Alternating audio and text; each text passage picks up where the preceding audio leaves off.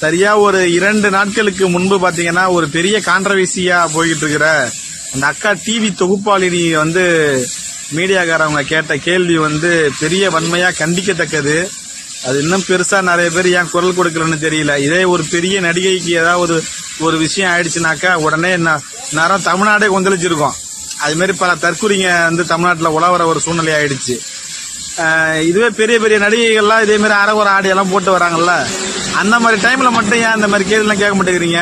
Madam madam நீங்க இந்த படத்துல இப்படி நடிச்சீங்க மேடம், இப்படி சூப்பரா இருந்துச்சு மேடம், இப்படி மேடம் அப்படி மேடம் மட்டும் கதையா விடுறீங்கல்ல, உருட்டு பீ உருட்டுங்கிற மாதிரி உருட்டுறீங்கல்ல. இதுவே ஏன் ஒரு தொகுப்பாளினி வளர்ந்து வந்துகிட்டு இருக்கிறாங்க, ஏன் அவங்கள அந்த மாதிரி ஒரு கேள்வி கேட்கணும்?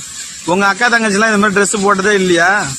அதாவது வளர்ந்து வர கலாச்சாரத்துல எவ்வளவு சீர்கேடா போட்டு இருக்காங்க. அது ஒண்ணு அந்த அளவுக்கு ஏன் உங்களுடைய பார்வை ஏன் அப்படி போகணும்?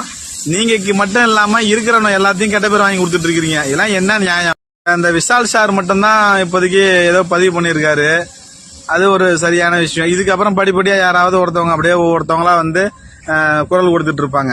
நான் என்ன சொல்றேன்னாக்கா, இந்த கூல் சுரேஷை பிடிச்சி அப்பவே செவுல பலர்னு வச்சு, இல்லைன்னா நீங்க சொன்ன மாதிரி போலீஸ் ஸ்டேஷன்ல விட்டு லத்தியால விட்டு ஆட்டி இருந்தாங்கன்னா வச்சுங்களேன், இந்த அளவுக்கு இப்ப வந்து உங்களை பாக்குற பிம்பம் இந்த மாதிரி இருந்திருக்காது.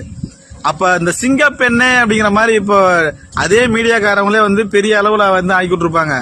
நீங்க அந்த இடத்துல வந்து மேடை நாகரிகமும் வந்து பொதுவெளியில வந்து சபை நாகரிகம் கருதி நீங்க வந்து அன்னைக்கு ஒரு விஷயத்த நினைச்சு நீங்க விலகிட்டீங்க. அதை வந்து கொஞ்சம் பொறுமை காத்தீங்க.